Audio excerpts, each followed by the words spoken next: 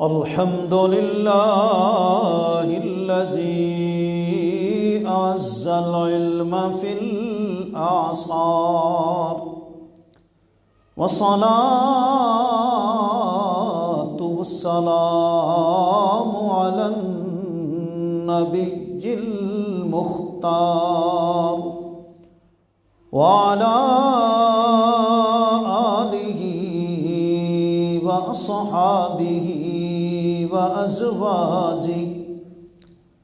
وأزواجه وأهل بيته وأهل سنته وأولياء أمته وصلحاء ملته أجمعين. أما بعد، فأعوذ بالله من الشيطان الرجيم. بسم الله الرحمن الرحيم. قد أفلح من تزكى وذكر اسم ربه فصلى.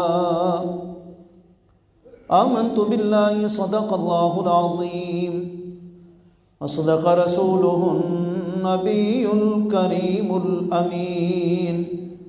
ببركة إن الله وملائكته يصلون على النبي يا أيها الذين آمنوا صلوا عليه وسلموا تسلیما. تمام احباب الہی عقیدت، الصلاۃ والسلام علیک یا سیدی یا رسول اللہ وعلی آلک واصحابک یا سیدی یا خیر خلق اللہ. الصلاۃ والسلام علیک یا سیدی یا نور اللہ وعلى آلك وأصحابك يا سيدي يا خاتم النبيين. حمد و صلاۃ کے بعد اللہ رب العزت جل جلالہ وعم نوالہ وعظم شانہ وتم برہانہ کا بے حساب ان گنت لا تعداد اور بے شمار شکر ہے کہ جس خالق حقیقی نے اس بارش کے موسم میں آپ کو، ہم سب کو اپنے گھر میں پہنچنے، بیٹھنے، سننے سنانے کی توفیق عطا فرمائی. حضور آقا رحمت صلی اللہ علیہ وآلہ وسلم فرماتے ہیں کہ جو بندہ برستی ہوئی بارش میں اللہ کی عبادت کے لیے نکلتا ہے، اللہ کی عبادت کرتا ہے، وہ یوں سمجھے کہ وہ اللہ کی رحمت میں تیرتا ہے. تو آج کا ہمارا موضوع ہے، بہت اہم موضوع ہے. ہر ایک بندے کی تمنا ہے، خواہ وہ کسی طبقے، کسی شعبے سے تعلق رکھتا ہے، چھوٹا ہے یا بڑا ہے، اس کی چاہت یہ ہے کہ مجھے یہ بھی کامیاب زندگی مل جائے اور آخرت کی بھی کامیاب زندگی مل جائے، ادھر کی بھی عزت مل جائے اور ادھر کی بھی عزت مل جائے. اب جو کامیاب زندگی ہے اس کے معیارات کیا ہیں؟ تو تقریباً جتنے اسلامی ممالک یا یورپی ممالک ملائے جائیں تو وہ کامیابی کا معیار 4 چیزوں کو سمجھتے ہیں، لیکن قرآن و سنت کی روشنی میں جب ان کو جانچا جائے ان میں سے کوئی ایک بھی کامیابی کا معیار نہیں ہے. کچھ لوگوں کی یہ رائے ہے کہ زیادہ مال اکٹھا ہو جائے، زیادہ دولت ہو جائے، دولت کی فراوانی ہو جائے، ہماری زندگی کامیاب ہو جائے گی.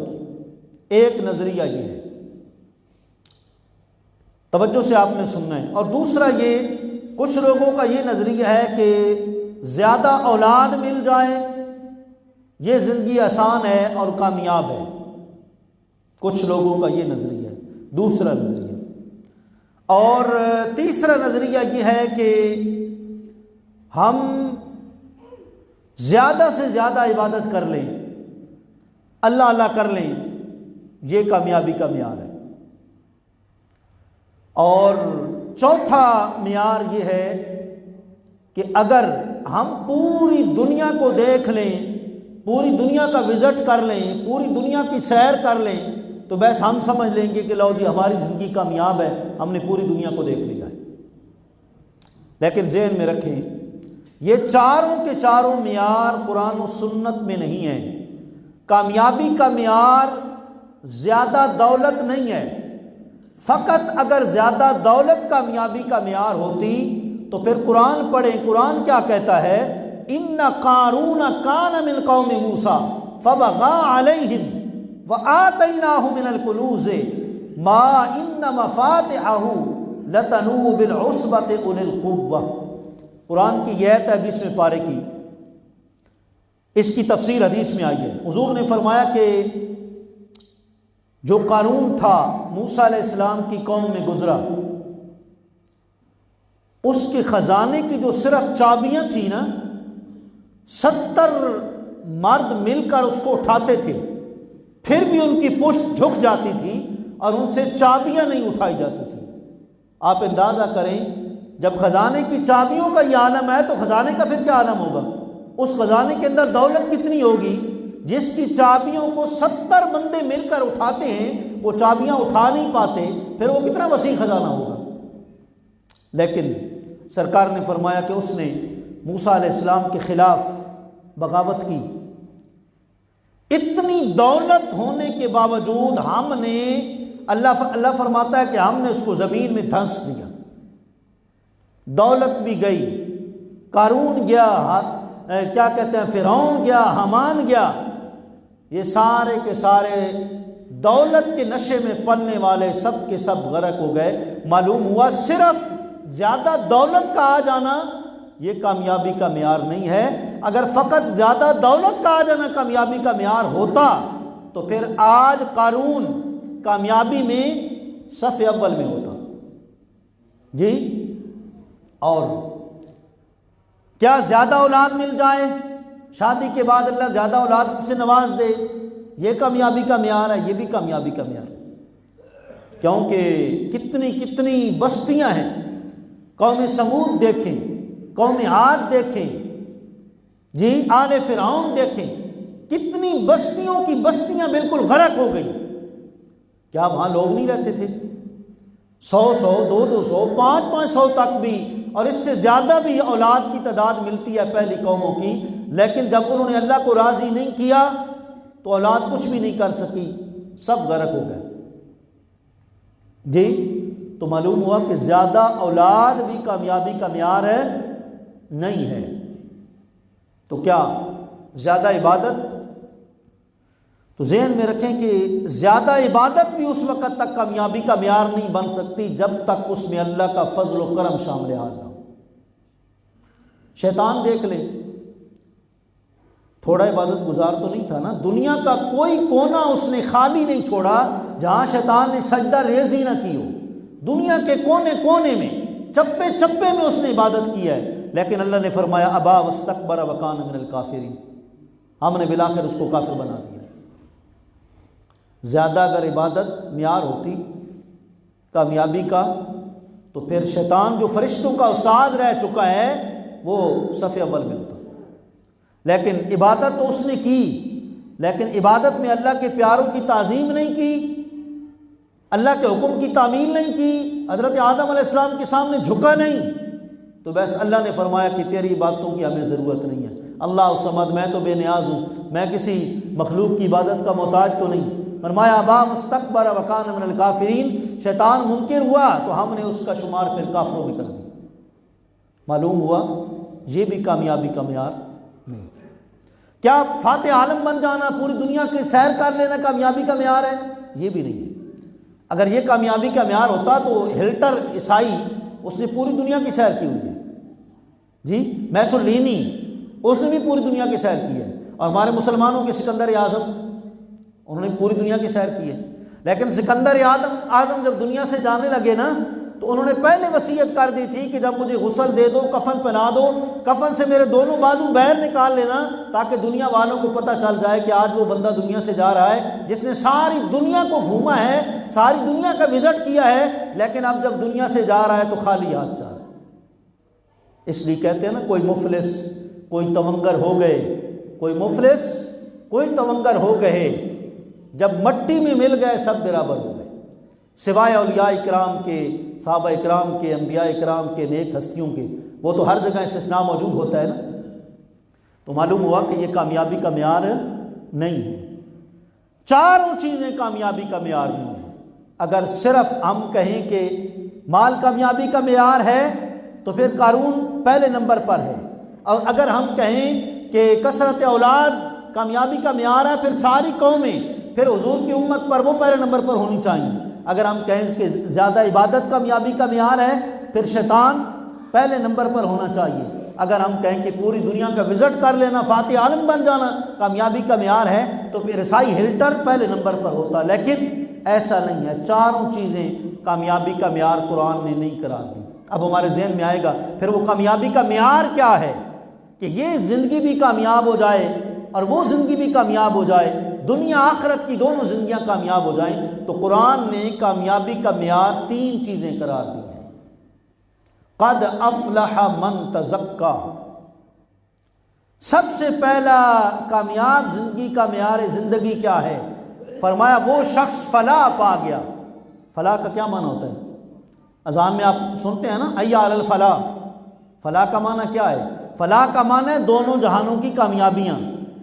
اگر اذان ہو رہی ہے، پہلی اذان جمعے کی ہو گئی، تمہاری دکان کھلی ہے، تمہاری مارکیٹ کھلی ہے، تمہاری فیکٹریاں کھلی ہیں، اس کے بعد کی جتنی دولت ہے سب حرام میں جائے گی، کیونکہ اللہ کے حکم کی عدولی ہے۔ اللہ فرماتا ہے کہ من یوم الجمعۃ فاسعوا الی ذکر اللہ وذروا البیع، جمعے والے دن جب پہلی اذان ہو جائے، کاروبار، بزنس، دکانیں، مارکیٹیں سب بند کر کے اللہ کے ذکر کی طرف آ جاؤ اور کاروبار چھوڑ دو۔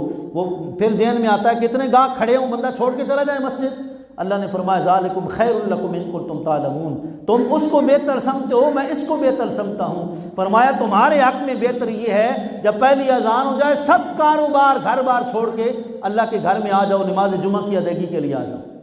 ذالکم خیر لکم ان کنتم تعلمون، سورہ جمعہ کہتی ہے کہ تمہارے حق میں بہتر ہے اگر تم اللہ کے ذکر کی چاشنی کو محسوس کرو کہ اللہ کی عبادت میں کتنا سکون ہے، تو پھر وہ بہتر نہیں، یہ بہتر ہے۔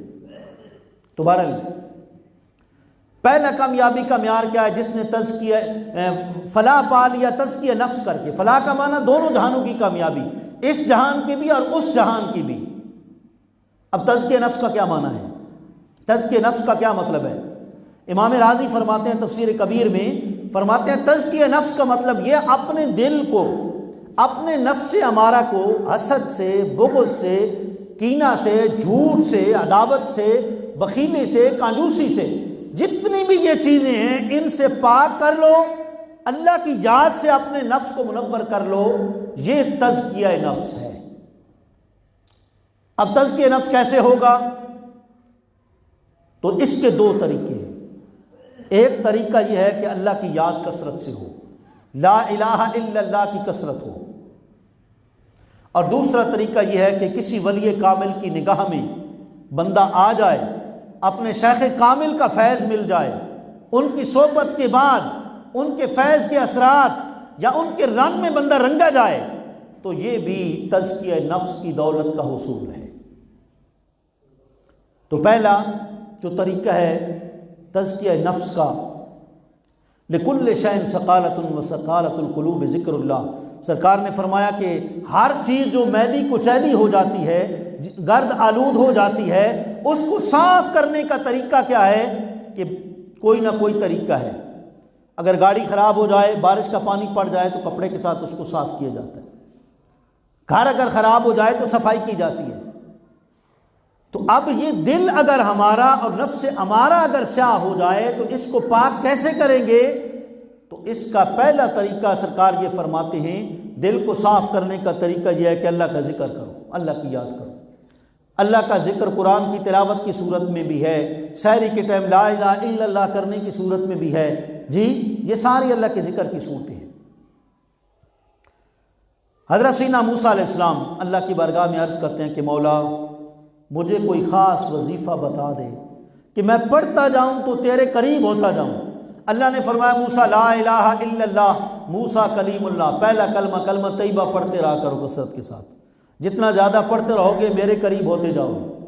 موسیٰ علیہ السلام نے عرض کی یا رب العالمین یہ تو ساری میری امت اور ساری قوم پڑھتی ہے، میں چاہتا ہوں مجھے کوئی خاص وظیفہ مل جائے۔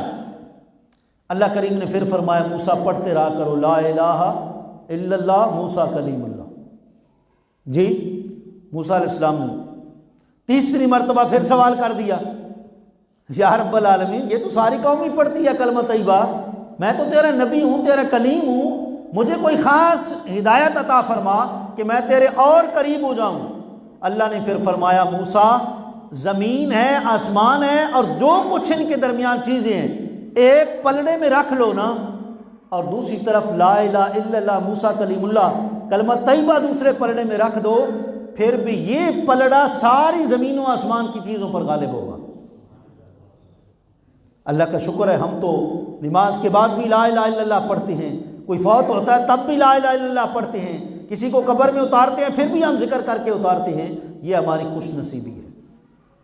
اللہ اکبر۔ اور دوسرا طریقہ کیا ہے؟ اللہ کے کامل بندے کی نظر وہ پڑ جائے، دل پاک ہو جائے، دل کی غلاظتیں فوراً دھل جائیں۔ جی سلطان العارفین سلطان باہو رحمۃ اللہ تعالیٰ علیہ نے کیا خوب فرمایا، فرماتے ہیں ای دنیا زن حیض پلیتی کتنی مل مل دھوندے ہو، ای دنیا زن حیض پلیتی کتنی مل مل دھوندے ہو، قارن عالم فاضل گوشے بے بے روندے ہو، جنہیں چھڈی دنیا او کندی چڑھ کھلوندے ہو، لکھ ہزار کتاباں پڑھیاں پر نفس ظالم نہ مردہ ہو۔ یہ کتابیں پڑھنے سے اسٹڈی مطالعہ کرنے سے یہ نفس ہمارا نہیں مرتا، اس کو کیا چیز مارتی ہے؟ سلطان صاحب فرماتے ہیں لکھ ہزار کتاباں پڑھیاں پر نفس ظالم نہ مردہ ہو، ای باج فقیروں کسی نہ ماریا باہو ایو چور اندر دہ ہو۔ سلطان صاحب فرماتے ہیں زیادہ کتابیں پڑھ کے تو یہ سمجھ کہ تیری اندر دل کی دنیا بدل جائے گی، تیرا نفس ہمارا بدل جائے گا، نہیں۔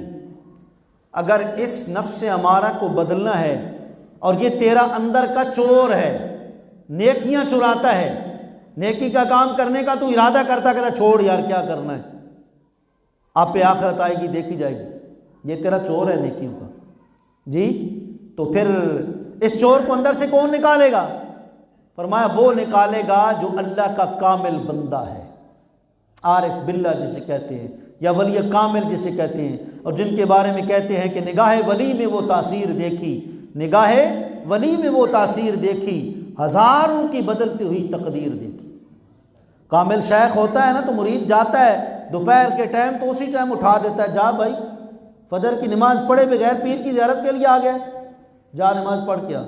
پیر کا تمہارا مرشد ہوتا ہے، مرشد تو بندے کو سیدھی راہ کی رہنمائی کرتا ہے کہ یہ سیدھی راہ اس پر چلو گے تو جنت میں جاؤ گے۔ اللہ اکبر۔ دیکھیں ایک شخص تھا جس کا نام تھا فضالہ،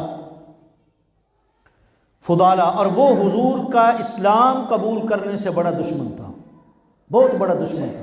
جب تک اس نے اسلام قبول نہیں کیا تھا حضور کی دشمنی میں اس نے کوئی کسر نہیں چھوڑی، بلکہ یہاں تک بدنیت پہنچ گیا تھا کہ کسی وقت مجھے یہ اکیلے ملیں تو میں ان کی نعوذ باللہ زندگی تمام کر دوں۔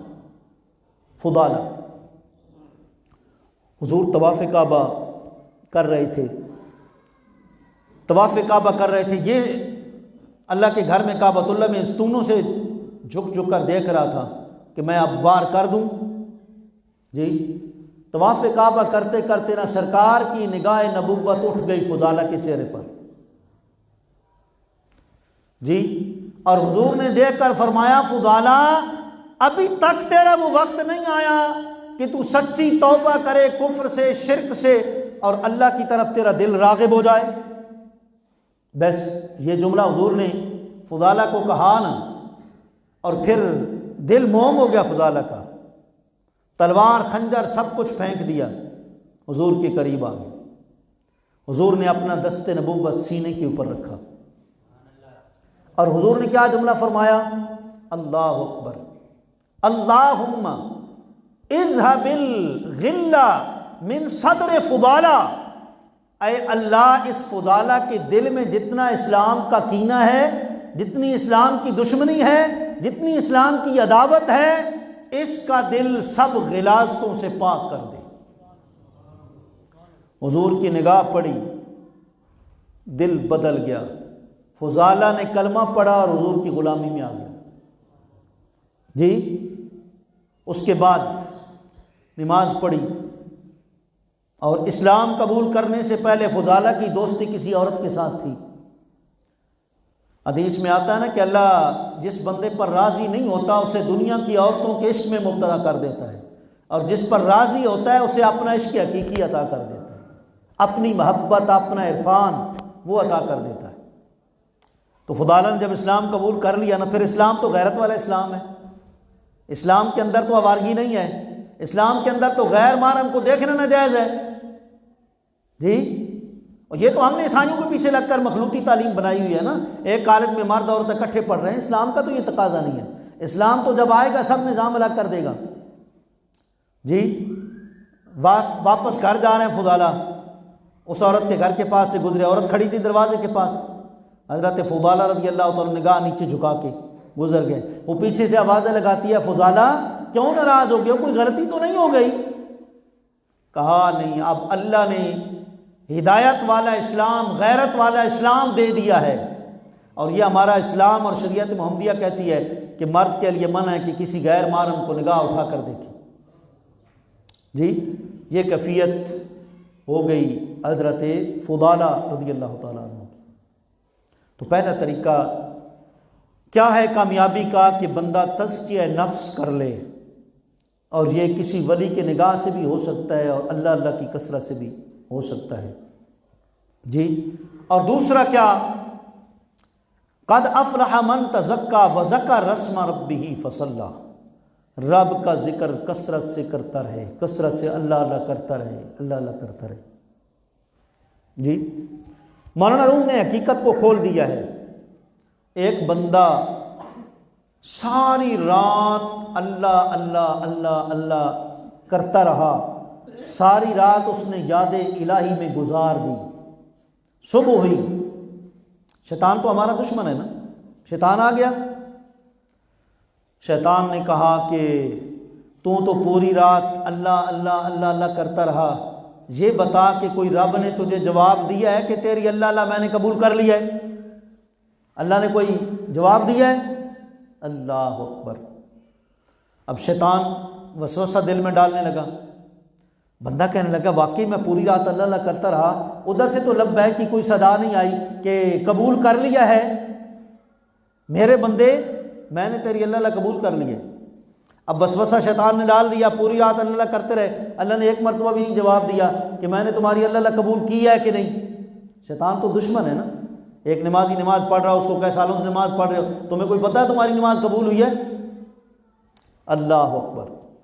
اللہ نے اپنے پیارے حضرت خضر علیہ السلام کو بھیجا، جاؤ اس بندے کو کہو پریشان نہ ہو، تمہاری اللہ اللہ ہم نے قبول کر لی ہے، اور ہم جب کسی کی اللہ اللہ قبول کرتے ہیں یا کسی کی کوئی نیکی اپنی بارگاہ میں قبول کرتے ہیں، اس کی علامت یہ ہوتی ہے کہ ایک نیکی کے بعد دوسری نیکی کی توفیق دیتے ہیں۔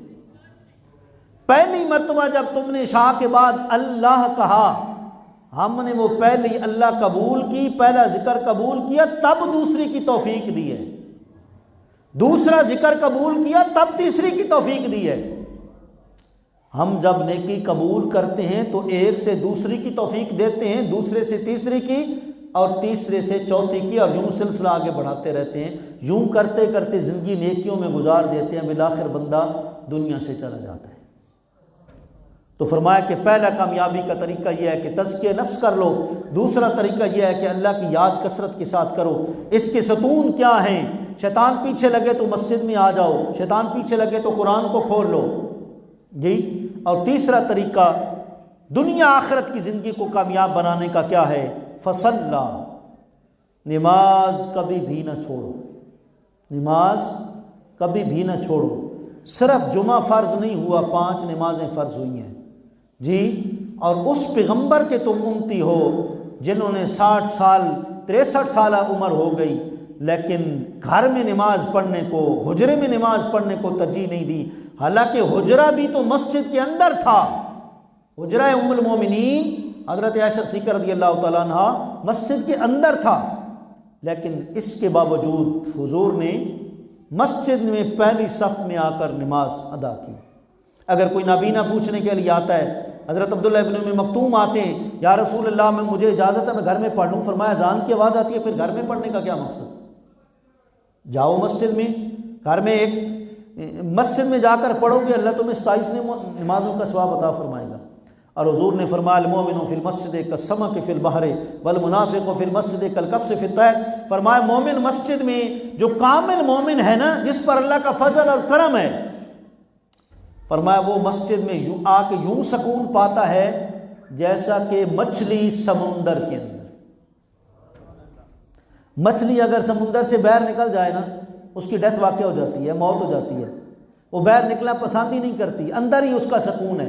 فرمایا مومن کا سکون اللہ کے گھر میں ہے، اللہ کی مسجد میں ہے۔ اور منافق وہ بھی مسجد میں آتا ہے، حضور نے فرمایا مومن بھی آتا ہے، منافق بھی آتا ہے۔ حضور کے پیچھے نمازیں پڑھتے رہے، آتے رہے، لیکن حضور نے فرمایا ان کی مثال ایسے ہے جیسے پنجرے کے اندر جو ہے نا جانور، کوئی پرندہ بند ہوتا ہے، اب وہ ہے تو اس کے اندر، آیا تو ہوا ہے اس کے اندر، لیکن اس کی کوشش یہ ہے کہ جلدی یہاں سے میں باہر نکل جاؤں، آزاد ہو جاؤں۔ منافق مسجد میں آتا ہے، تھوڑا ذکر کرتا ہے، اس کی کوشش ہوتی ہے جلدی میں چلا جاؤں، لیکن مومن وہ کہتا ہے پتہ نہیں کیا پتہ ہے زندگی کے یہ آخری سجدے ہوں، میں زیادہ کر لوں، اللہ نے توفیق دے ہی دی ہے اندر آنے کی، تو اب میں زیادہ عبادت کر کے جاؤں جی۔ تو فرمایا لکل شیء علم وعلم الایمان الصلاۃ، فرمایا ہر چیز کی کوئی نہ کوئی نشانی ہوتی ہے، مومن کی نشانی کیا ہے؟ وہ کبھی بھی نماز کا ناغہ نہیں کرے گا جی، یہاں تک کہ بندہ بیمار ہے، بیٹھ نہیں سکتا، کھڑا نہیں ہو سکتا، ہمارا اسلام کہتا ہے کھڑے نہیں ہو سکتے تو بیٹھ کر پڑھ لو، تمہیں سہولت ہے، اگر تمہارا عذر ہے تو تمہیں کھڑے ہونے کا ہی ثواب ملے گا، اگر تم بیٹھ کے بھی نہیں پڑھ سکتے تو لیٹ کے پڑھ لو، تمہاری ٹانگیں کعبہ کی طرف ہو جائیں، اللہ فرماتا ہے ٹھیک ہے میں معاف کر دوں گا، مجھے پتہ ہے کہ تم بیمار ہو، لیٹ کے پڑھ لو۔ اور فرمایا کہ پھر اگر لیٹ کے بھی نہیں پڑھ سکتے تو اشارے سے پڑھ لو، بس اشارے کرتے رہو، رب تمہارے رکوع سجود کے اشارے ہی سمجھتا ہے، وہ تمہاری نماز کی قبولیت اور تمہاری نماز کی حاضری لگا دے گا کہ ٹھیک ہے تم نے نماز پڑھ لی ہے، لیکن نماز کی رخصت نہیں ہے۔ اگر نماز کی رخصت ہوتی تو امام علی مقام حضرت امام حسین رضی اللہ تعالیٰ عنہ جن مشکلات میں تھے وہ آپ کو پتہ ہی ہے، خیمے لگے ہوں، پانی بند ہو، آج ہمارا پانی بند نہیں ہے، آج خیمے نہیں لگے ہوئے، آج موڑ موڑ پہ رکاوٹیں نہیں کھڑی ہوئی جی، لیکن اس کے باوجود حضرت امام علی مقام نے تیمم کر کے نماز پڑھی ہے۔ اور جس دن شہادت ہوئی اس دن صبح آپ نے قرآن مجید کی تلاوت کی۔ آج اگر مومن سوا پارہ روزانہ تلاوت کرے نا، پھر دیکھے کہ اس کا کاروبار صحیح ہوتا ہے کہ نہیں، پھر دیکھے اس کا بزنس صحیح ہوتا ہے کہ نہیں، نماز کا ناغہ نہ کرے، سوا پارہ روزانہ قرآن مجید کی تلاوت کرے، اللہ کا ذکر کرے، استغفار کرے، درود پاک پڑھے، 1 مہینے کے اندر اس کا کاروبار سیٹ نہ ہو گیا تو مجھے آ کے پکڑ لے۔ بھائی کاروبار کس نے سیٹ کرنا ہے یہ تو دیکھیں نا ذرا، وہ کسی بزرگ کے درویش کے پاس نا کوئی بندہ گیا تو محبت کے ساتھ وہ تربوز ہے جو ہے ان کا توڑا لے گیا، کندھے کے اوپر لگ کے بزرگوں کے آگے رکھا تو بار بار تربوز کی طرف دیکھتا ہے، بزرگ فرمانے لگے یہ تو سبب ہے نا، جو مسبب الاسباب ہے اس کی طرف دیکھا کر، مسبب الاسباب جو ہے نا اس کی طرف دیکھا کر، یہ تربوز تجھے مل گیا، دنیا کی کوئی نعمت مل گئی، دینے والا کون ہے؟ اللہ ہے۔ جب اللہ کی طرف تیری توجہ ہوگی، دل کی کامل توجہ ہوگی، اللہ تعالیٰ پھر ساری نعمتیں اس کی مومن کے لیے، پھر اللہ تعالیٰ نعمتوں کا ڈھیر لگا دے جی۔ اللہ کریم آپ کو ہم سب کو زندگی کے کامیاب معیار سمجھنے کی توفیق عطا فرمائے۔ وآخر دعوانا الحمدللہ رب العالمین۔